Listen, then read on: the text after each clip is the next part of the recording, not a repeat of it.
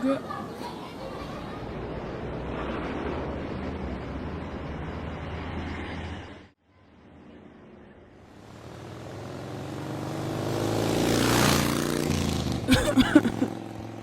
Aduh, asapnya tebal banget. Assalamualaikum. Halo, Dek. Kamu udah pulang? Kamu kenapa, Dek? Kok batu-batu gitu? Bentar, Mbak ambil minum dulu. Ini, kamu minum dulu, Dek. Pelan-pelan. Jawabnya habis batu-batunya selesai aja. Terima kasih, Mbak.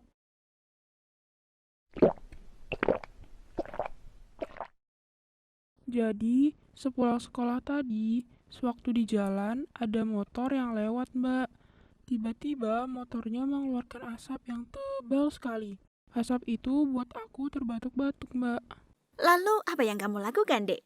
Aku tutup saja hidung dan mulutku, tapi tetap saja membuatku batuk yang tak kunjung berhenti. Mbak, sebenarnya Andi ingin bertanya deh, kenapa sih kita bisa terbatuk-batuk dan sedikit sesak ketika menghirup asap? Oh, itu. Baik, Mbak coba jelaskan ya. Coba, kamu duduk sini, Dek. Iya, Mbak. Kita mulai dari seperti apakah asap yang dikeluarkan dari saluran knalpot kendaraan ya. Sebenarnya asap itu merupakan partikel berupa debu berwarna hitam yang mengandung karbon monoksida. Pada dasarnya, semua udara yang kita hirup akan memasuki rongga paru-paru untuk didistribusikan ke seluruh tubuh melalui aliran darah. Jadi, jika kita terpapar karbon monoksida, bisa mengakibatkan turunnya kadar oksigen pada darah kita. Kondisi tubuh yang memiliki kadar monoksida akan memicu terjadinya sesak nafas, bahkan inflamasi atau peradangan, yang menyebabkan gangguan fungsi paru-paru dalam bernapas. Begini, bagaimana jika kita melihat sistem organ pernapasan manusia? Oke, Mbak. Siapa takut? Hehehe.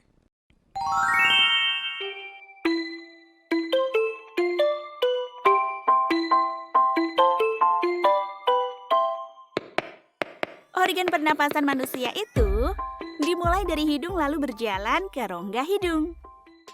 Wow, ternyata petualangan ini dimulai seperti memasuki sebuah gua. Hidung merupakan organ terluar memiliki fungsi untuk menghirup oksigen dan sebagai jalur keluarnya karbon dioksida. Di dalam hidung, terdapat rongga yang berperan untuk menyaring udara yang akan masuk. Terdapat bulu dan lendir atau mukus dalam rongga hidung yang berfungsi untuk menangkap debu dan zat asing di udara. Rongga hidung juga berfungsi untuk menghangatkan dan melembabkan udara agar sesuai dengan suhu tubuh.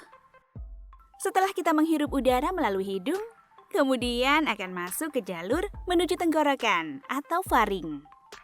Faring berperan sebagai jalur terusan udara yang kita hirup menuju pangkal tenggorokan atau yang disebut dengan laring. Nah, di dalam laring terdapat pita suara yang terlihat sesekali bergetar ketika berbicara. Ada juga katup epiglotis yang berfungsi memisahkan saluran udara dan saluran makanan. Oh, katup epiglottis ini berfungsi seperti halnya pintu kereta api. Setelah itu udara menuju ke trakea. Trakea merupakan penghubung antara laring dan bronkus, juga sebagai jalan udara dari leher ke bagian dada. Trakea memiliki bentuk seperti pipa bercincin, yang memiliki fungsi sebagai jalur udara masuk dan keluar paru-paru. Cincin pada trakea bersifat fleksibel karena terbuat dari tulang rawan. Organ selanjutnya yaitu bronkus. Bronkus merupakan dua percabangan menuju paru-paru kanan dan kiri. Kemudian ada hilus, bagian bronkus yang mulai memasuki paru-paru. Paru-paru sendiri terletak pada rongga dada di atas diafragma dan memiliki bentuk seperti spons yang terdiri dari dua bagian kanan dan bagian kiri.